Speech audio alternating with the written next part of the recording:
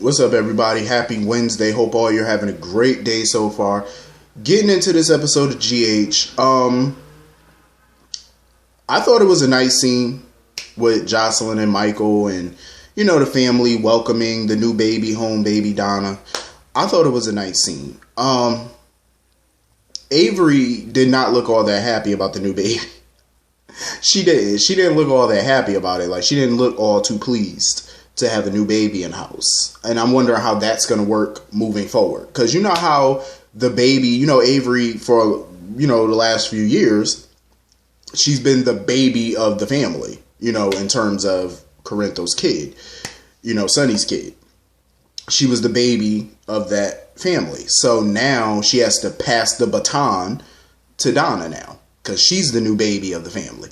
And, you know, with some kids, that jealous streak comes in and that they see the new baby as competition, you know? So maybe, I don't know, maybe that's the direction the writers might go into, even though I don't see that kind of playing out too much since Donna's a newborn. But in the future, you know, it could set up some good rivalry. She just didn't look all that pleased. I felt bad for Michael, you know, when he bought that gift or whatever for Jonah, and I guess he was going to give it to baby Donna or whatever. I felt bad for Michael. Like, I'm ready for him to just know the truth. Like, I'm ready for that story to play out and come out, because it's been taking way too long, and it's time for it to nip that in the bud. And it seemed like they want to take more time. Anyway, it was cool to see Danny and stuff like that. I really want to see Jason with both his children. Like, I really do. Because it sucks sometimes that we mostly see him with Danny a lot. And we hardly see him with Jake. Or we hardly see him with both of them at the same time. So it'd be cool to see them all together, you know, hanging out and stuff. Especially with Halloween coming up. That would really be dope. Like they did last Halloween. Remember, he was hanging out. I think Jake and Danny spent the night at Jason's last Halloween. So it'd be cool to kind of see that again this year. You know, Jason had to step up basically, and, you know, well, even though the kids are staying with Monica, speaking of Monica, I love me some Monica Quartermain. Y'all know that. I love me some Monica, and I totally understand her wanting to know about Drew's past, but I had to agree with Jason when he had that what the hell look on his face when Monica said that she wanted to go to the hearing and testify on Franco's behalf, because she's starting to see him more as Drew than Franco. I'm like, you have got to be kidding me. Monica, of all people, have drunk the Kool-Aid? I'm like, are you serious? Not my Monica. I was hoping she wouldn't have drunk that Kool-Aid, but it looked like she has, and I'm very disappointed. I agreed with everything Jason said. Like, you know, he sympathized with her in the fact that she wanted to know about Drew's past, but this is not Drew. This is Franco. Franco's not a part of y'all family. So for her to sit there like, oh, well, he, you know, moving forward, he's Drew. No. No, he's not. He's Franco Baldwin. Let's get that straight. And I agree with Jason. He sympathizes with Monica because she's been through enough, and he just don't want to keep seeing her get hurt. She's lost so many people over the years, and he just don't want to see her hurt anymore. So I totally understand where he's coming from with that. You know, he just wants to protect her as best he can from any more pain. So I get it. But Monica disappointed me today with that nonsense. I said, are you serious?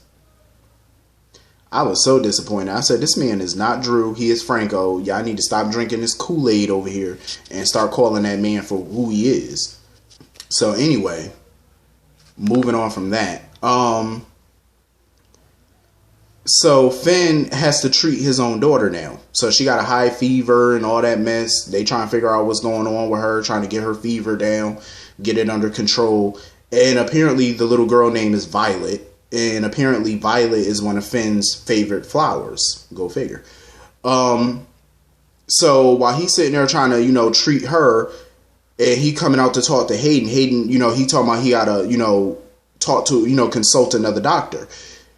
And because the hospital has strict policies on family, you know, treating family. But Hayden sitting there telling him, oh, don't shut me out and stuff like that. You shut him out the last few years of this child's life.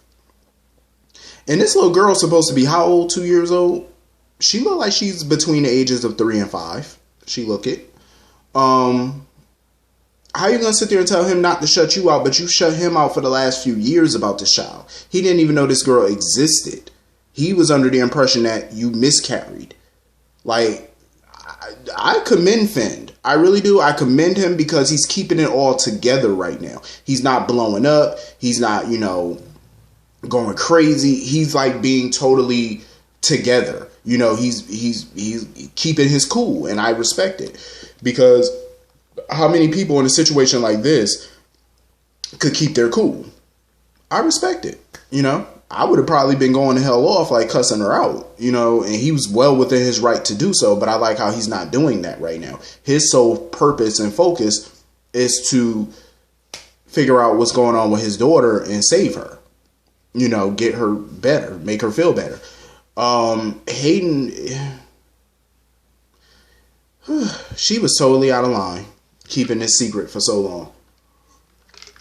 It shouldn't have been a secret to begin with. She should have just told that man the truth. I feel like she used this child as a pawn in her little game. That's how I feel. You didn't want to tell Finn about the baby because Finn is involved with somebody else romantically. What the hell does that have to do with him being a father to your child? So because you can't have him, you don't want your daughter to know him? You don't want him to know his daughter? Like, that's a dangerous game to play. And that's not a game that you want to play because it's going to backfire on you in the future. Somewhere down the line, it's going to backfire. And it's backfiring now. Partially, it's backfired. But her daughter could have grew up, found out the truth, and resented her and hated her. You know what I'm saying? Like, you kept her from a great person who's no dangerous threat to her, who could have taken care of her. But the good thing is that he's now hip to, the fact that he has a daughter before it's too late, before she gets too old. You know what I'm saying? So he has years to build a relationship with her, because she's still little. So that's the plus. Because a lot of these characters, like look at Sonny and Dante, he didn't even know that he had a son until his son was grown, and his son hated him at first and resented him, the whole nine. It took them a while to get to a good place. So, I'm glad Finn doesn't have to go through that. Thank God. I don't blame Finn, though. Because now that, her fever is down, he wants answers from Hayden. Like, he was basically asking her, why is this the first time I'm meeting my daughter? You know what I mean? I don't blame him for being pissed at all. Like I said yesterday, if he wanted to go for full custody or some type of, majority custody or whatever, I wouldn't blame him. I wouldn't blame him. He would have every right to do so. Even though I believe in joint custody. But I just don't like the way she used her daughter as a pawn. I don't like that. In this little stupid ass game of hers. Because that's not, you don't use your child. That's one thing you don't do. You don't use your child to get back at the man or to, it's stupid. It's a petty game. It's a petty game. But, anyway. Oh, this trial for Franco, a.k.a. Franken Drew, a.k.a. Flash Drive Drew, whatever you like to call him. This trial was so stupid. Kim come up in there, sitting behind Franco. Kim, your little delusional self. This whole trial was just a hot mess. It was just something that didn't need to happen. So they got Jordan testifying. They got Cameron testifying. Martin Gray was such an ass, like to the witnesses and stuff, especially Cameron. He was going hard on Cameron, trying to make Cameron seem like he was coached into saying things, and he lied about Franco's last words. And how he lying about Franco's last words? Martin was not there. How you know what Franco said to him? Only Cameron would really know that because Cameron was there. Like, Martin was just all over the place. Like, he was just an ass. Little Thaddeus Tad Martin. He was such an ass. And he was basically saying, like, they're not disputing that DNA-wise, physically, Franco is Franco. DNA, physical, there's physical evidence and all that to prove he's Franco Baldwin. But what he's trying to prove is that mentally he's not Franco Baldwin. He's Andrew Kane. The judge really wasn't here for some of this nonsense. Like when Drew came up, Franco, whatever, came up in there with that damn uniform on, that suit on. The judge was like, look, I'm not here for all this grandstanding. I'm not going to put up with no shenanigans in my courtroom. Judges are fed up. Like, they'll tell you that real quick. As soon as they start seeing you with trying to pull some manipulation tactic, they not playing. They'll let you know real quick, I'm not putting up with this in my court today. Like, we're not going to do that. I felt bad for Cam, though, when he had to testify and Martin was basically ripping him a new one. But, he kept his composure and stuff, and Scotty, advised him well. But then when it was time to put Liz on the stand, I said, oh boy. Liz did pretty good in the beginning. She did with her testimony and stuff, it was from the heart. It was honest that she wanted to, respect her vows and honor her vows in sickness and in health. I respected that. That was a good little testimony.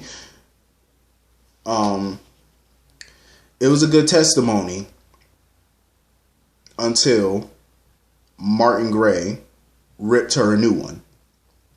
So Martin went for the jugular. He brought up what she did 4 years ago when she was engaged to the real Drew, and how she knew that he was, at the time, everybody thought he was Jason Morgan, and she was running around calling him Jake Doe and stuff like that, and how she withheld the truth from him. So she tried to argue that it's not the same thing. He was like, yeah, it is the same thing. Like, the whole point that Martin was trying to prove was that she lied before about somebody's identity, trying to force him to do what, be somebody that she wanted him to be. And Martin felt like she was doing the same thing with Franco Drew.